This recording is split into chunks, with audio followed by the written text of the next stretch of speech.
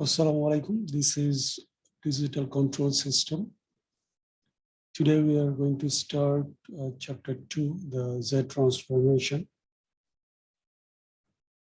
The Z transformation is a mathematical tool very commonly used for analysis and synthesis of discrete time control system.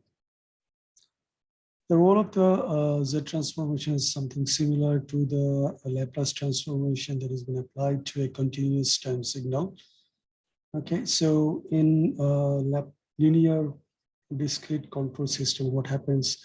Okay, let me first give the example of the continuous time signal. So in the continuous time signal, what we have is a differential equation.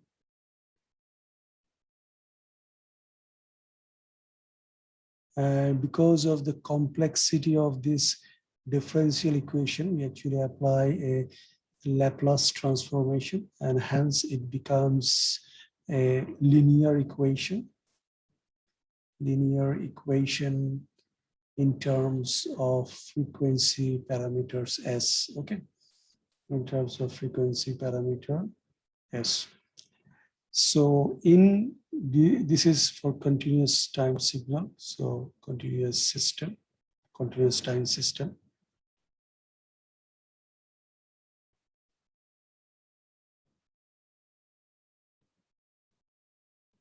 Okay, so differential equation actually governs the behavior of the dynamics of the continuous time signal. So what happens to the discrete time system? So in discrete time system, instead of differential equation, we have whatever called is difference equation.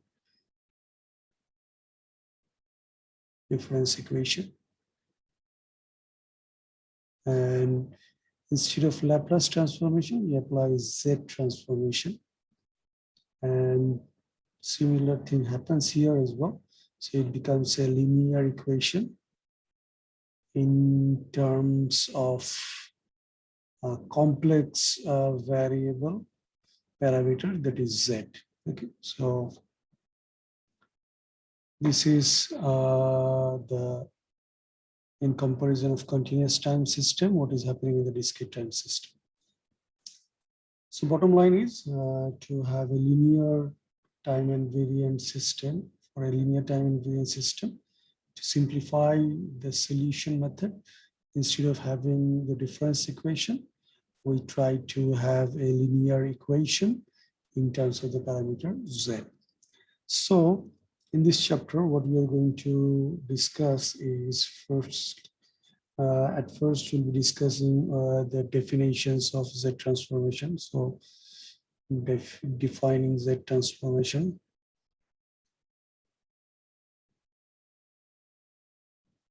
Then we'll also look at different theories,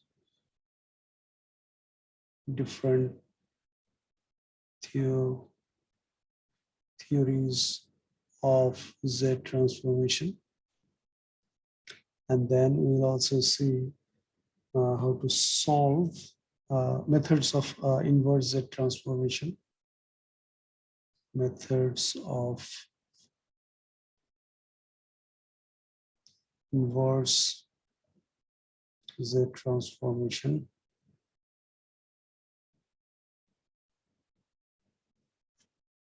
And finally, solving difference equation using Z transform method. So solving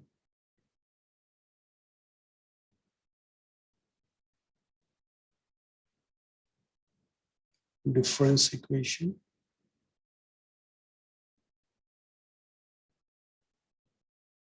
using Z transform. Okay, so before going to detail of the Z transformation, just to define the discrete time signal. So in the discrete time signal, discrete time signal. So in general, whenever we have a sampling process going on, after the sampling process, we will have a uh, after the operation of sampling operation on the continuous time signal, we are going to get the discrete time signal or sample signal. Okay. So we'll have something like this: x0, xt, then x2t. So this is how it will continue, and where the t is basically your sampling period.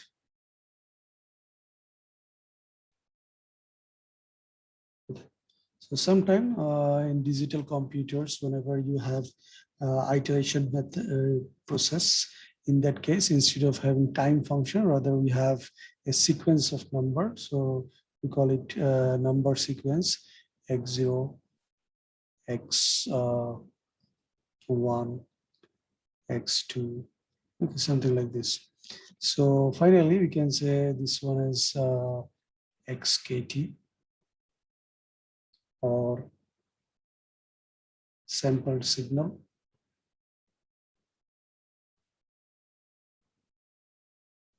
And we call this sequence as a number sequence xk.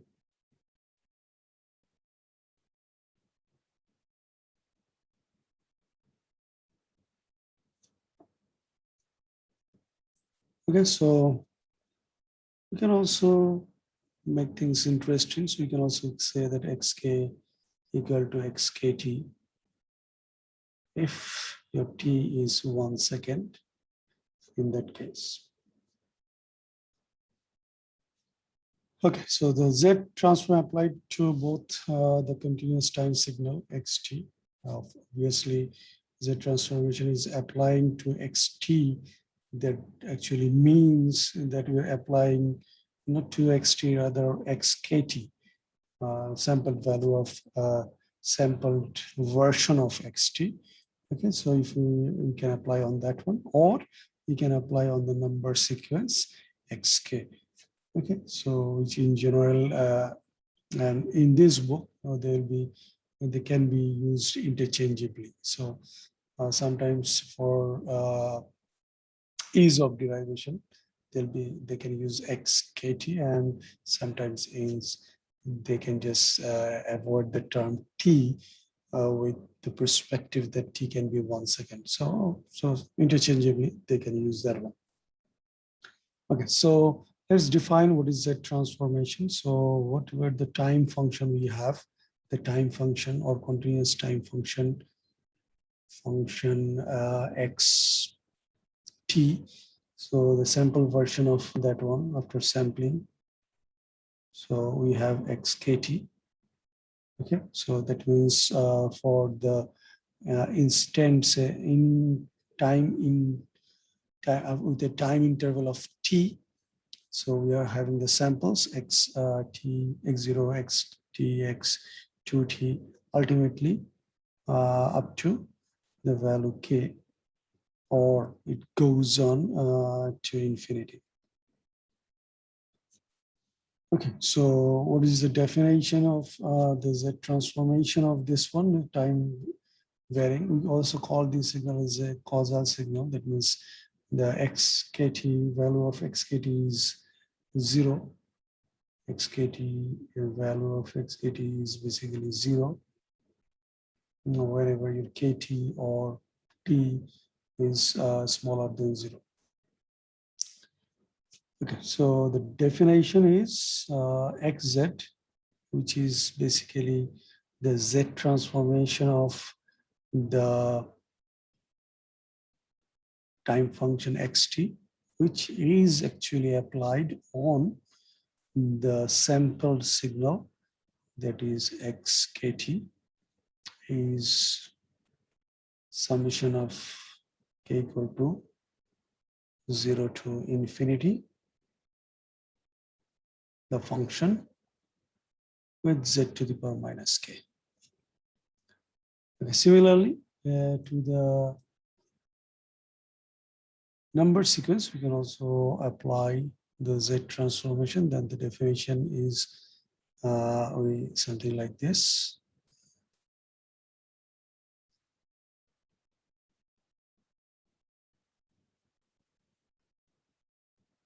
K equal to 0 to infinity xk z to the power minus k. Okay, so similar condition we try to apply here to have the causal sequence. So basically k, the value of k is 0 whenever the value of the k is lesser than 0. So we're just taking the present value and the future values. So the past values are actually ignored. Okay, so this is also the definition of causality. So they are called causal signal.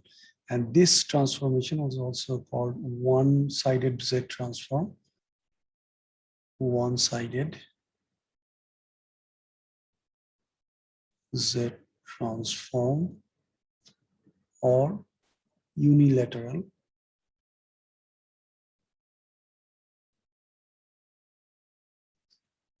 Z transform. Okay, so now if you want to why this is one-sided, because we're just taking the value of the k from 0 and above, 0 and positive values. Okay, so the negative values are excluded. So if you want to go for the bilateral or two-sided Z transform, then you have to define in this way. Okay, so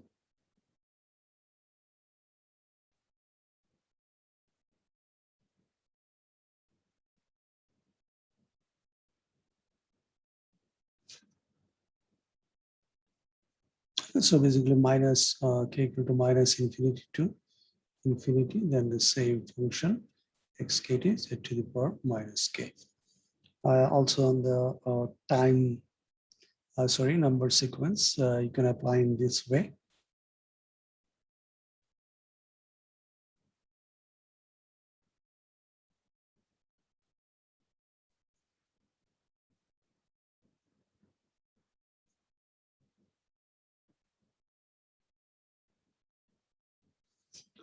Okay, so this is two-sided or bilateral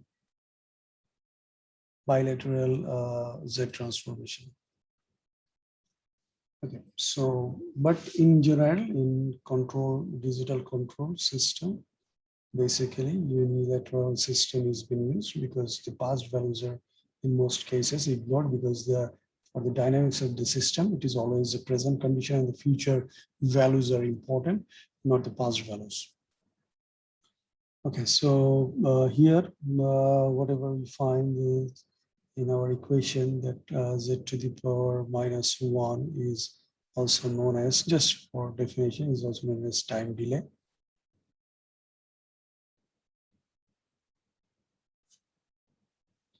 And also we have to know that since they are infinite series, so the solution of this one should have a region of convergence, but we have to, we are not that we don't give that importance to the region of the convergence. I mean, to find out the region of the convergence for the control system analysis. Rather, we just prefer that there should be a region of convergence, but that will not necessarily, you have to, every time you have to figure it out what is the value. Unless otherwise the system is actually asking you, the problem is asking you to find out the region of convergence, we generally avoid it. But it's always, you should at least remember that there should be a region of convergence. Okay, so now the unilateral equation of the time function that we have used, that can be extended in a series like this. Xz, z transform of that one can be written as x0. If you just expand the series, so xt, next value, z to the power minus 1 plus x twice t, z to the power minus twice t, sorry, 2 minus 2. Then it continues to infinite, but the kth value will be x kt z to the power minus k plus goes on to infinity. So because we are applying the control signal, we are taking the value from the sensor, then we are applying it to the sampler, from the sampler to the ADC, from the ADC then goes into the computer. Then after processing the signal, whatever the output of the computer, that again has to be converted back to our analog value, so that we can apply to the actuator to drive our plant. So for that, we need inverse Z transformation. Okay, so for that inverse Z transformation, this series actually can help us. So as you can see, whatever the coefficient of Z to the power minus K is basically the one from where we are actually getting our Z transformation, because Z transformation of the time signal, which implies that the Z transformation of your sampled signal xkt was this sequence. Okay, so if you expand the series and you can find out what is the coefficient of Z to the power minus k, that is nothing but the value from where we started. We cannot exactly find out xkt unless we apply DAC, digital to analog converter, but we can find out the sequence or the sample version of it, from which after applying a sample and hold, we can eventually get out the analog signal. So while we are trying to figure out what is the inverse Z transformation, to find out the way of inverse Z transformation, this sequence may help us from the sequence. We actually have to find out what is the coefficient of Z to the power minus k. Okay, let us start with some Z transformation on some elementary functions. Start with the first one. The very first one that we can apply is unit step function. So Z transform of unit step function.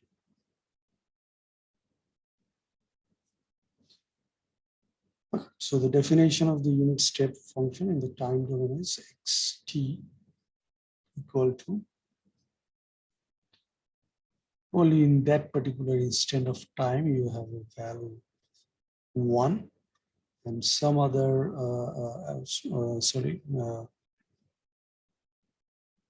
the value, with the present value and the future values, you will have the magnitude 1.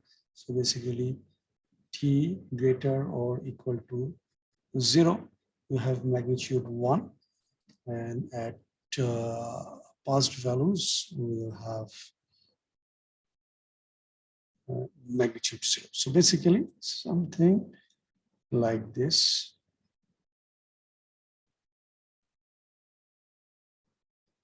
So we have at t equal to 0, we have this with magnitude 1. At so 0, this is t, this is twice t, this is thrice t, something like this. Okay, so now let us try to figure out what will be the Z transformation of this unit step function. So xz equal to Z transformation of 1t equal to, magnitude is basically 1 at whatever the sampling instances you're taking. So everywhere the magnitude is 1. So we can write the as a series k equal to 0. We are always taking unidirectional or one-sided or unilateral. K equal to 0 to infinity. and then 1 magnitude is 1, then z to the power minus k. So basically it is nothing but z to the power minus k. Now if you want to expand the series, then it will be z to the power 0, first value is 1, then z to the power minus 1, z to the power minus 2 goes on up to z to the power minus 3. Okay, so this is the scenario.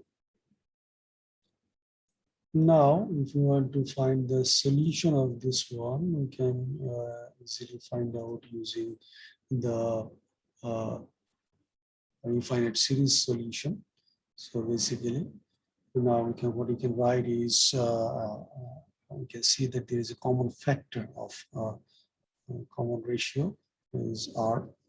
So if you have an infinite series, something like this, 1 plus AR plus AR square plus, sorry, A plus, okay, so something like this. So basically we can find out there is a common factor of R.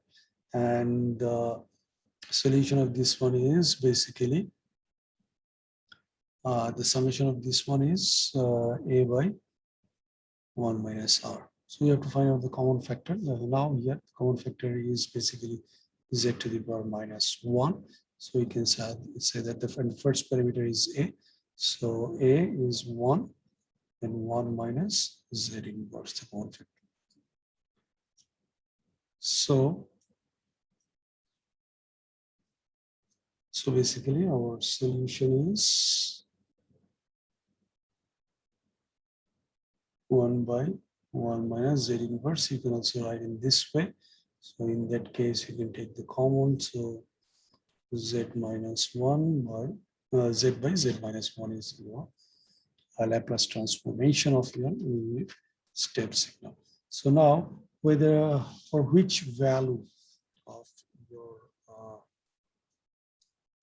what is your region of convergence for this particular case? Okay, so region of convergence. So we know that the value of R has to be lesser than 1. Only then the sequence will converge. So here our R is nothing but Z inverse. So Z inverse, the value of the Z inverse has to be lesser than 1. So which implies that the value of the Z has to be greater than 1. So this is actually your region of convergence.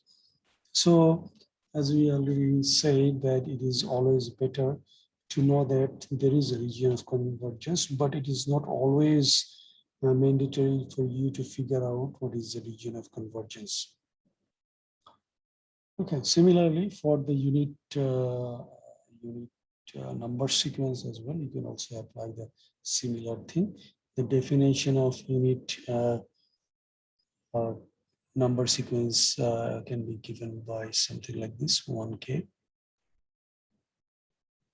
equal to 1 for k equal to 0, 1, 2, goes on, and it is 0 for k equal to lesser than 0. So you can also apply this, the same procedure that we applied there, and find out the solution. So this is unit number sequence. Okay, so next common signal is the unit ramp signal. So the definition of the Z, let's try to apply Z transform on unit ramp signal. Ramp signal or function. Okay, so the by definition xt is basically t as long as your t is greater or equal. Okay, so okay, actually there is a mistake in the book. It has to be greater.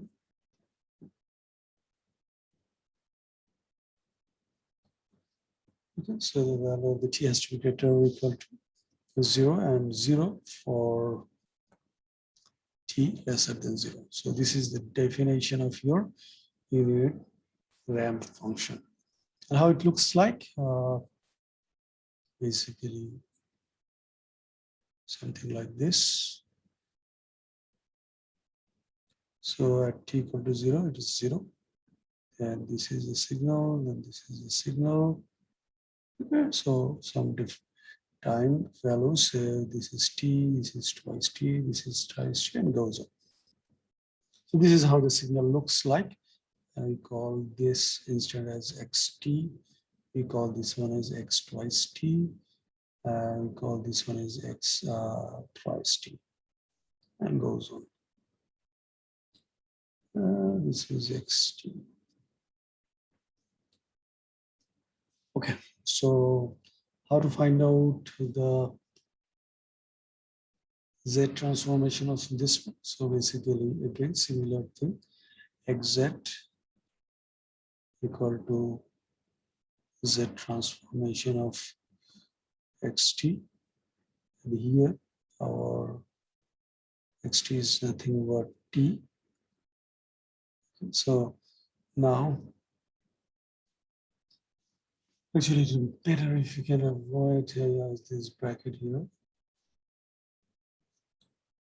So what we have is, if we try to figure out the value, t is nothing but kt eventually. So z transformation of kt as well, kt.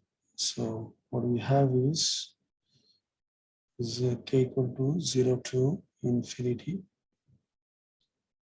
kt z to the power minus.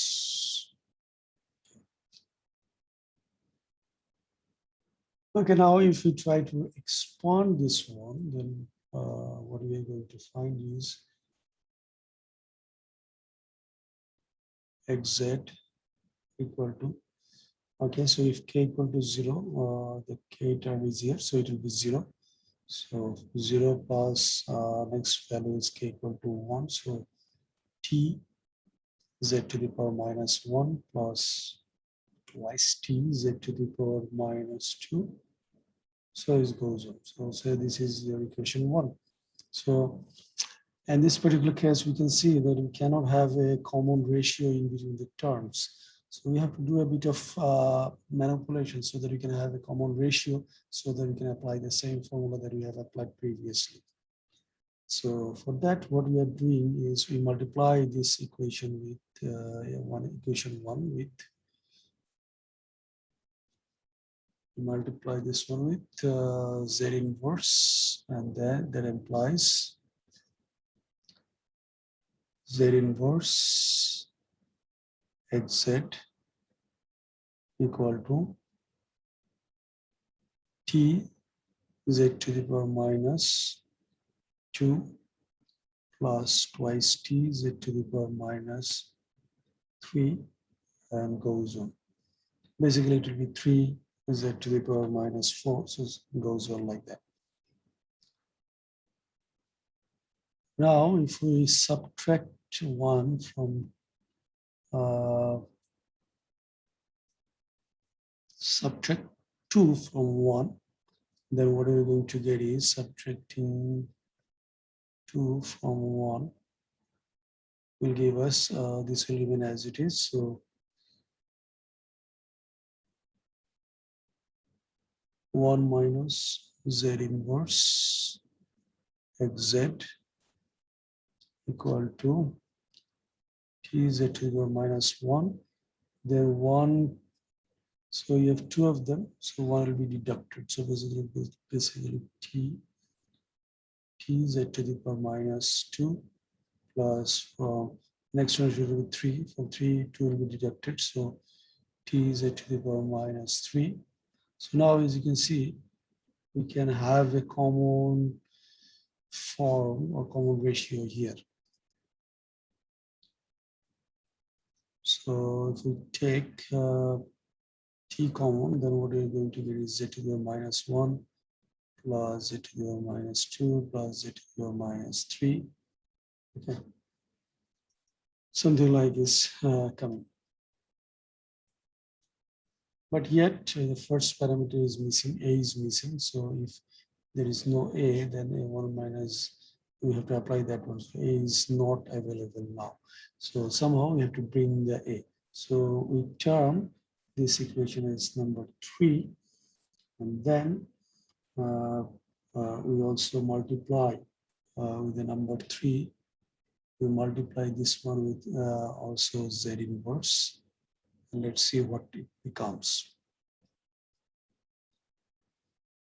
Okay, so 1 minus Z inverse with Z inverse xz equal to t z to the power minus 2 plus t z to the power minus 3 plus t z to the power minus 4. So this is our goes on, and this is our equation 4.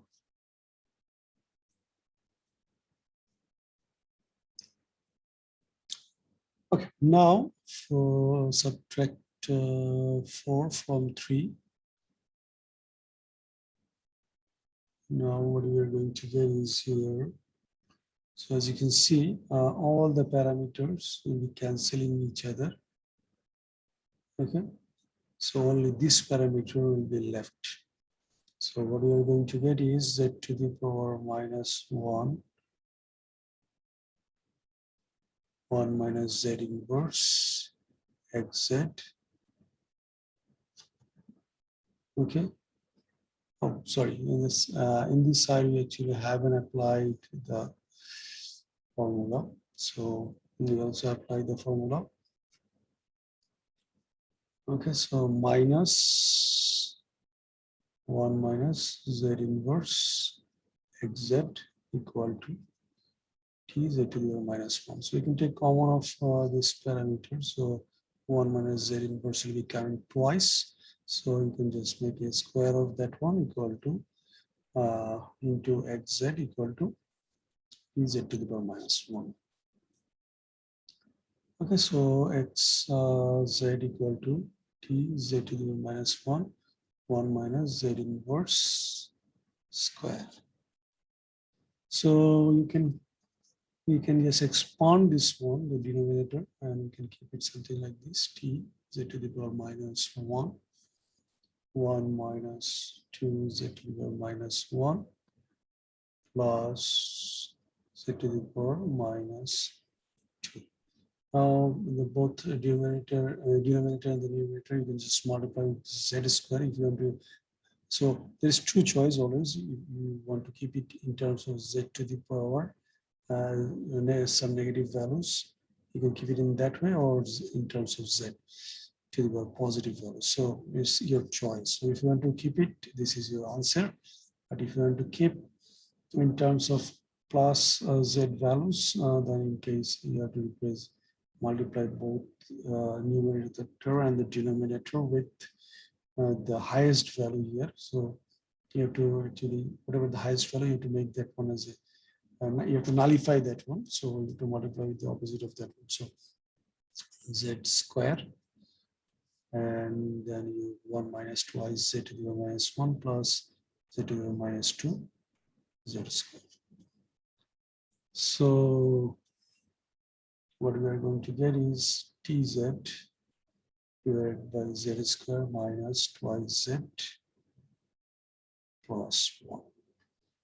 Okay, so you can also write in terms of functions, something like that. Z minus 1 square. So this is another solution. So this is how to transform transform the unit ramp function.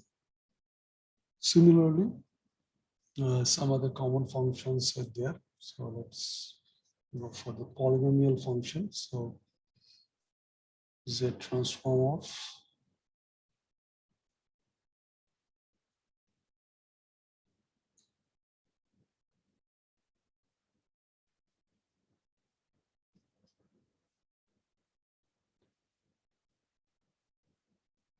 okay. So what is the sequence, number sequence x k equal to basically a to the power k. K is causal, so basically 0, 1, 2 goes on. And for negative values of k is 0. So seems complicated, but actually it's relatively easier.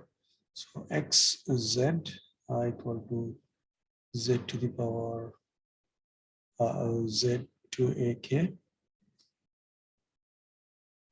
equal to summation of k equal to 0 to infinity a xk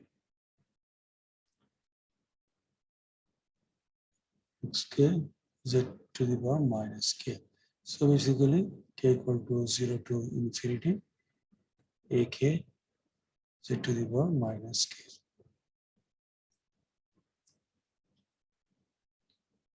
Okay. Now you go for the series. So if k equal to 0, then actually we're getting 1, and then we have a z to the power minus 1 plus a square z to the power minus 2 plus a cube z to the power minus 3. As you can see, there is a common factor. The common factor is basically a z to the power minus 1. So we can write that same formula. So first parameter is 1 minus common factor r, that is a z to the power minus 1. Again, you can keep it at in this way, or you just multiply numerator and the denominator with z, denominator with z. Then what you are going to do is z minus. So this is your solution. Okay, so next is z transform of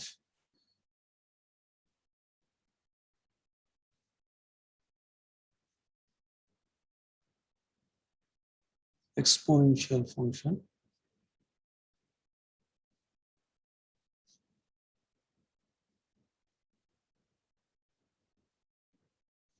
Okay, so exponential function is xt equal to e to the power minus at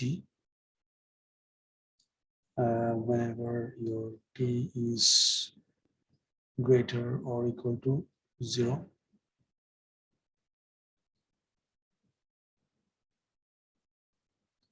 Okay, and whenever t for rest of the time, actually it is 0. So this is your exponential function. So how do you apply the Laplace transformation on this one? Basically, again, go back to your now. What is xkt? Xkt is basically t will be replaced by kt, nothing else. So e to the power minus akt. So now xz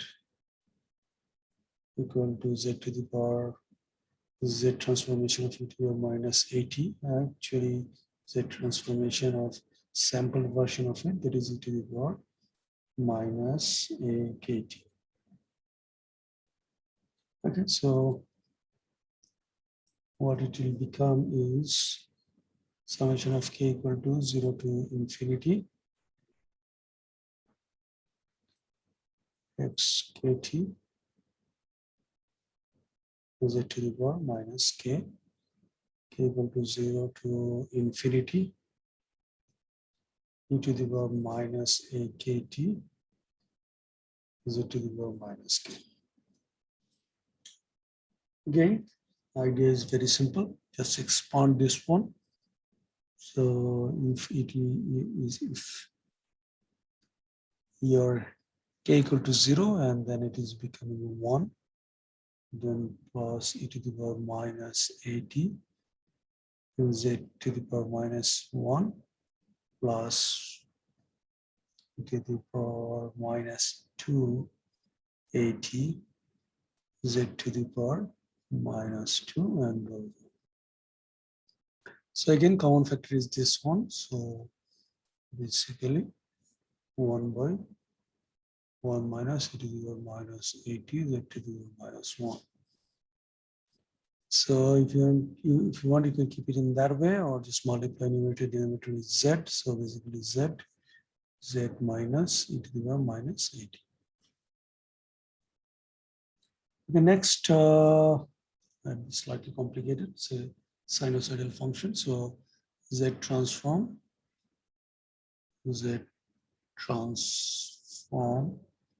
on sinusoidal function.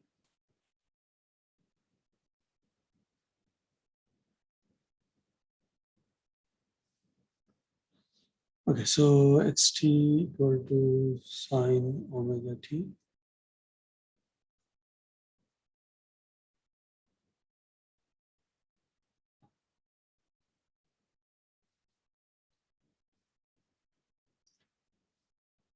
Okay, same argument, same conditions applies. So now we can also recall these two. E to the power j omega is basically cos omega t plus j sine omega t, and e to the power minus j omega equal to cos omega t minus j sine omega t. From this one, actually, we have to find out what is sine omega t. So basically, this implies that sine omega t is 1 by twice j e to the power j omega t minus e to the power minus j omega t. Okay. So because we already have done how to find out the z transformation of e to the power something. Okay, so this is already we have solved here. So we can apply actually this formula to solve the second one, the sinusoidal case. Okay, so you can just take a reference of that one. That is z transformation of minus at is equal to 1 by 1 minus e to the power minus at capital T z to the power minus 1. Okay, so let's focus on our function in hand, that is xz of sinusoidal. So z transformation of sinusoidal signal sin omega t is basically z transformation of whatever we have figured out here. That is 1 by 2j to the power j omega t minus e to the minus j omega t. Okay, so 2j is constant, so we can keep it outside. So 1 by twice j. Then we simply apply z transformation on e to the power j omega t. Then we subtract on the z transformation of e to the power minus j omega t.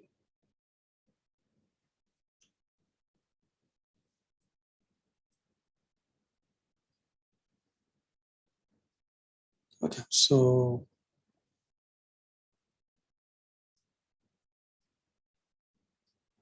what we get here is, so what is happening here?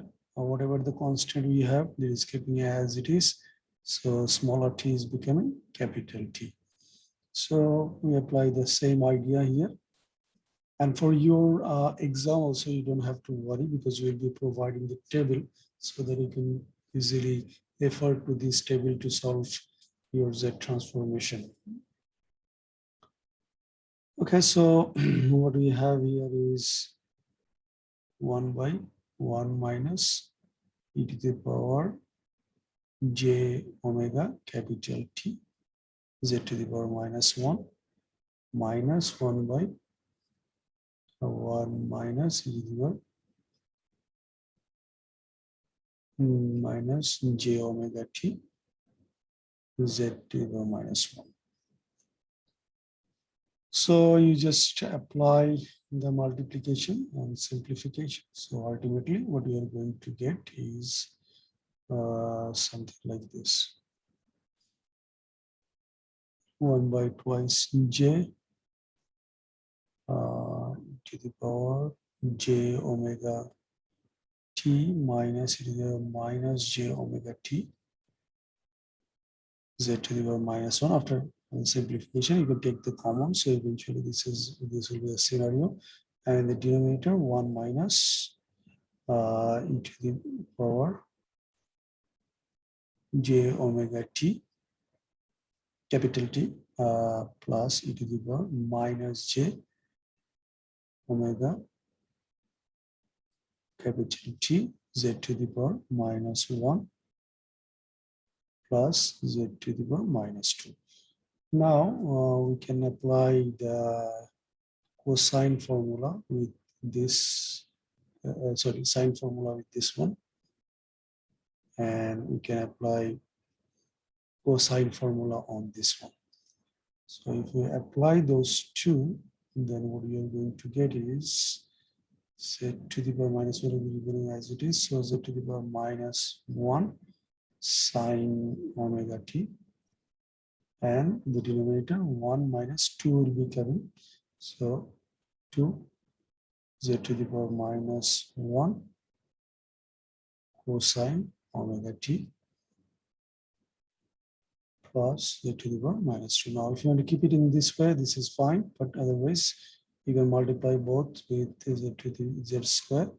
So eventually, it will become z sine omega t divided by 1 is z square minus 2z cos omega t plus 1.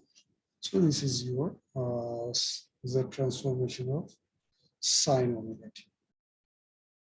Similarly, worked out example, you can look at worked out example 2.1 for your z transformation of cos omega t. Okay, so it's your,